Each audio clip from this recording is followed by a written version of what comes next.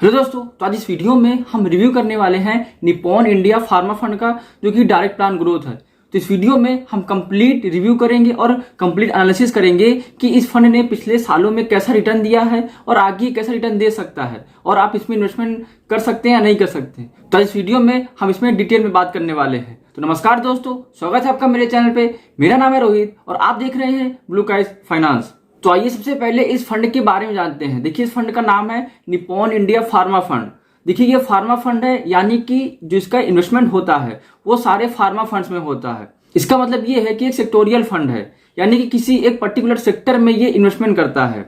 तो देखिए, अगर आप फार्मा फंड्स में या फार्मा के स्टॉक्स में इन्वेस्टमेंट करने चाहते हैं, तो अगर आप SIP के थ्रू इन्वेस्टमेंट स्टार्ट करने चाहते हैं तो इस फंड में इन्वेस्टमेंट स्टार्ट कर सकते हैं, क्योंकि ये एक इक्विटी फंड है और ये टोटली जो भी इन्वेस्टमेंट होता है वो फार्मा वाले फंड में करता है। अभी हम देखेंगे आगे कि कौन कौन से स्टॉक्स में इसका होल्डिंग है। और अगर देखें तो ये फंड का साइज अप्रॉक्स 4159 करोड़ के आसपास है। और अगर लॉन्चिंग की बात करें तो ये फंड 1 जनवरी 2013 को लॉन्च हुआ था। और लेटेस्ट NAV देखें अगर, यानी कि फिलहाल में जो इसकी NAV है ये 10 मार्च को, वो करीब 267 रुपीज के आसपास है। तो आइए अब इसके रिटर्न को डिस्कस करते हैं कि इसने पिछले 5 सालों में, 3 सालों में या पिछले 6 महीने में कितना रिटर्न दिया है। तो अगर बात करें सबसे पहले, तो पिछले 5 साल में इसने जो रिटर्न दिया है वो करीब 13.7% का रिटर्न दिया है, मतलब ये एनुअल बेसिस पे। और अगर पिछले 3 साल का रिटर्न देखेंगे तो वो करीब 23.5% है, ये भी एनुअल बेसिस पे है। और अगर पिछले 1 साल का रिटर्न देखेंगे तो वो बहुत ज्यादा है, अप्रॉक्स 63% के आसपास है। और अगर पिछले 6 महीने का रिटर्न देखते हैं तो करीब 16.33% के आसपास इसने रिटर्न दिया है।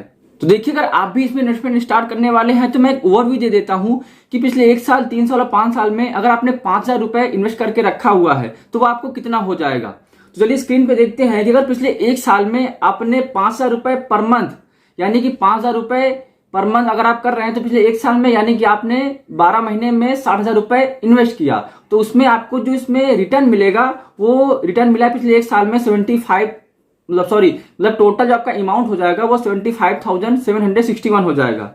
जिसमें आपको अप्रॉक्स 15 से 16,000 का प्रॉफिट हो रहा है, अगर आप 5,000 रुपए पर मंथ 1 साल तक इन्वेस्टमेंट करते आ रहे हैं, पिछले 1 साल तक। और अगर पिछले 3 साल का रिटर्न देखते हैं तो पिछले 3 साल का रिटर्न जो इसमें मिल रहा है वो 23.5% पे है। और अगर आप 5,000 रुपए पर मंथ SIP करते आ रहे हैं, इसका मतलब सोचिए कि 60,000 रुपए 1 साल का, 1,80,000 रुपए टोटल आपने इसमें इन्वेस्ट किया, और आपका जो टोटल अमाउंट हो गया है प्रॉफिट के बाद वो हो गया है 2,49,000 रुपए। और अगर पिछले 5 साल का रिटर्न देखते हैं तो पिछले 5 साल का रिटर्न देखेंगे, अगर आप 5,000 रुपए की SIP करते आ रहे हैं तो वो आपका टोटल आपने जो अमाउंट इसमें इन्वेस्ट किया है वो हो जाएगा अप्रॉक्स 5 साल, मतलब करीब 3 लाख का, 1 मिनट, हाँ, करीब 3 लाख का आपने इसमें इन्वेस्ट किया, और आपको जो आपका टोटल अमाउंट हो जाएगा प्रॉफिट के बाद वो हो जाएगा करीब 4,18,000 रुपए। मतलब एनुअल बेसिस पे आपको 13.7% का रिटर्न मिल रहा है। मतलब पिछले 5 साल में अगर आपने 3 लाख रुपए इन्वेस्ट किए हैं तो आपको 1,18,135 रुपए का इसमें प्रॉफिट हो रहा होगा। तो मैंने आपको ये थोड़ा ओवरव्यू दिखाया कि आप अगर 5,000 रुपए इन्वेस्ट करते हैं तो आपको कितना अमाउंट हो जाएगा। ये सिर्फ एक आपको एग्जांपल दिया हूं, बाकी जो इसमें आगे हो सकता है कि इसका जो रिटर्न है वो वेरी कर सकता है। जैसे पिछले 5 साल में 13.7% का रिटर्न दिया था, पिछले 3 साल में 23% के आसपास रिटर्न दिया है। तो ऐसे में ये रिटर्न वेरी कर सकता है, ये सिर्फ एग्जाम्पल के लिए है। तो आइए थोड़ा एक्सपेंस रेशियो को भी डिस्कस कर लेते हैं कि इसमें एक्सपेंस रेशियो कितना है। देखिए, इस फंड में इन्वेस्ट करने का जो एक्सपेंस रेशियो है वो 1.04% है। और वहीं अगर इसके कैटेगरी का एवरेज देखते हैं तो वो थोड़ा ज्यादा है, वो है करीब 1.32%। अगर इसमें अगर रेटिंग देखते हैं तो ये 5 स्टार रेटिंग दे रहा है, मतलब जो इसकी रेटिंग है वो 5 स्टार रेटिंग है। और फंड साइज तो मैंने पहले ही आपको बता दिया था, 4,159 करोड़ के आसपास है। अब आइए इसकी होल्डिंग की थोड़ी एनालिसिस कर लेते हैं कि ये क्या क्या होल्ड करता है, और जो इसका पोर्टफोलियो है वो कौन कौन से इक्विटीज में है, कौन कौन से सेक्टर में, फार्मा ही है, कौन कौन से स्टॉक्स में है। देखिए, आप स्क्रीन पे देख रहे होंगे कि इसमें टोटल 21 सिक्योरिटीज हैं।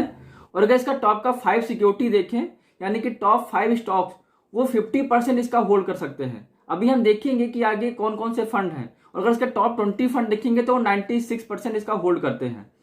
और अगर इसका PE रेशियो देखते हैं तो इसका PE रेशियो अप्रॉक्स 34.19 है।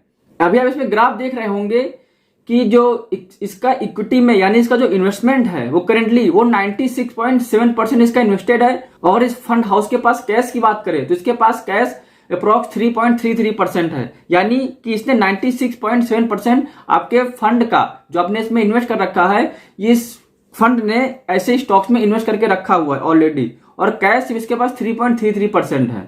अब अगर इसका इक्विटी सेक्टर एलोकेशन देखते हैं तो वो देखने की जरूरत ही नहीं है, क्योंकि इसका 100% जो इन्वेस्टमेंट है वो हेल्थ केयर में यानी कि फार्मा में है। तो आइए इसकी टॉप 10 होल्डिंग्स देखते हैं कि जो इसमें टॉप के स्टॉक्स में इन्वेस्ट करके रखा है वो कौन कौन से हैं। तो अगर सबसे पहले देखते हैं तो इसका इन्वेस्टमेंट है सन फार्मास्यूटिकल्स लिमिटेड में, जो कि एक हेल्थ केयर सेक्टर है जैसे कि आपको पता ही होगा। तो इसमें ये अप्रॉक्स 11.2% होल्ड करता है, और बिंदु फार्मा करीब 10.8% होल्ड करता है, और सिप्ला की बात करें तो वो करीब 9.8% होल्ड करता है। ल्यूपिन भी 9.1% होल्ड करता है। डॉक्टर रेड्डीज वो भी 8.8%, Divi's laboratories 8.0%, Fortis health care 6.2%, Cadila health care 5.9%, Thyrocare technologies 4.4%, Narayana Hrudayalaya limited 3.7%। तो आपने देखा कि इसकी टॉप 10 होल्डिंग्स क्या है, और जो इस फंड को मैनेज कर रहे हैं वो शैलेश राजभान है जो इसको फंड को मैनेज कर रहे हैं। अब देखिए, अगर आप इस फंड में इन्वेस्ट कर चुके हैं तो अगर आप एक महीने से पहले, यानी कि अगर आपने आज इसमें इन्वेस्ट किया और एक महीने से पहले इस फंड को रिडीम कर रहे हैं अपने पैसे को, तो वहां पर आपको 1% का एग्जिट लोड लगेगा। और अगर आप एक महीने के बाद यानी 30 दिन के बाद आप अपने पैसे को रिडीम करते हैं तो वहां पर आपको कोई भी एग्जिट लोड नहीं लगेगा।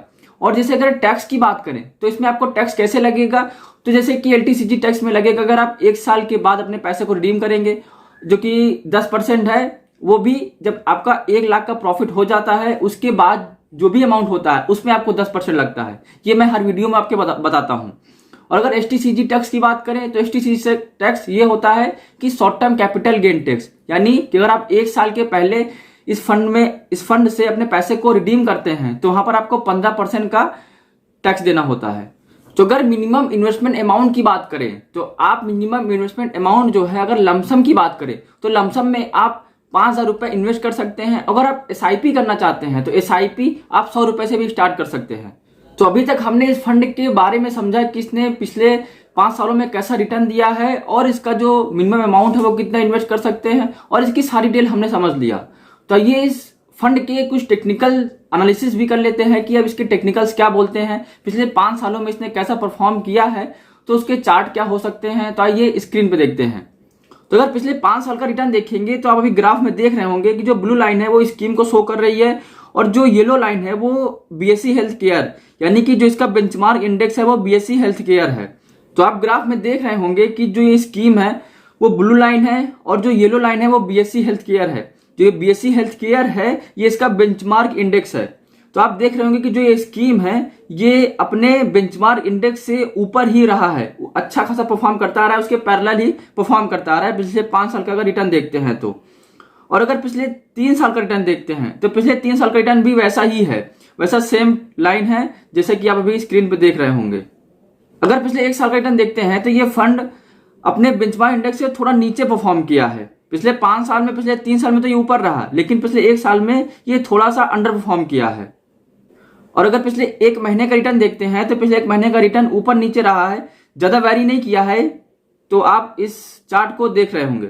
तो हमने भी इस चार्ट पे थोड़ा डिस्कस किया कि इसके चार्ट ने पिछले 5 साल में कैसा परफॉर्म करके दिया है। वैसे कुछ ज्यादा डिफरेंट नहीं है, पिछले 5 साल और 3 साल का जो चार्ट है वो सेम ही है। पिछले 1 साल का जो चार्ट है वो थोड़ा सा इसमें ये शो कर रहा था कि इसने अपने बेंचमार्क इंडेक्स से थोड़ा अंडर परफॉर्म किया है। अब देखिए, हमने इस फंड के बारे में पूरी डिटेल देख लिया और इसका रिव्यू भी कर लिया कि कैसा फंड है। तो अगर आप इन्वेस्टमेंट की बात करें, देखिए अगर आप थोड़ा रिस्क ले सकते हैं क्योंकि एक सेक्टोरियल फंड है। जैसा कि पिछले साल कोरोना वायरस पेंडेमिक के समय में आपने देखा कि कैसे बहुत सारे जो सेक्टर थे वो कितना डाउन हो गए थे, लेकिन जो फार्मा सेक्टर, क्योंकि हेल्थ केयर का सेक्टर था, इसने आउट परफॉर्म किया पिछले 1 साल में। आप बोल सकते हैं कोरोना वायरस पेंडेमिक में। अगर कोरोना वायरस पेंडेमिक की बात करें तो सिर्फ फार्मा यानी कि जो हेल्थ केयर का सेक्टर था ये, और एक आईटी सेक्टर, इन दोनों ने ही आउट परफॉर्म किया है। तो अगर आप फार्मा सेक्टर में जेन्युइनली इन्वेस्ट करना चाहते हैं तो इस फंड में आप इन्वेस्ट कर सकते हैं। यहाँ पर आपको अच्छा रिटर्न मिलेगा। मैंने इस वीडियो में पहले आपको दिखाया था कि पिछले 5 साल में इसने कैसा परफॉर्म किया है। और एक चीज ये कि देखिए एक सेक्टोरियल फंड है, तो इसमें आपको लॉस भी हो सकता है। अगर ऐसा कुछ न्यूज आ गई फार्मा सेक्टर में, तो हो सकता है कि ये आपका जो फंड है ये जो निगेटिव में भी आपको रिटर्न दे सकता है। तो इस बात से अवेयर रहें कि ये अगर आपको अच्छा रिटर्न दे सकता है तो आपको यहाँ पर लॉस भी हो सकता है। लेकिन अगर आप 4 साल 5 साल या 6-7 साल का इन्वेस्टमेंट होराइजन रखते हैं तो इस फंड में आप इन्वेस्ट कर सकते हैं, क्योंकि आगे फार्मा का ही स्कोप चल रहा है।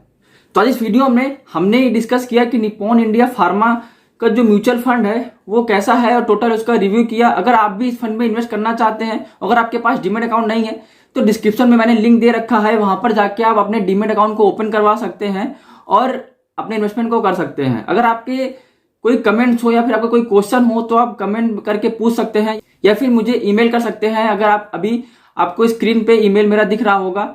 आई होप आपको वीडियो पसंद आया होगा। अगर आपको वीडियो पसंद आया हो तो आप वीडियो को लाइक कर सकते हैं। अगर आपको ऐसे ही वीडियो चाहिए तो आप मेरे चैनल को सब्सक्राइब कर सकते हैं। तो आज के लिए इतना ही, मिलते हैं अगले वीडियो में।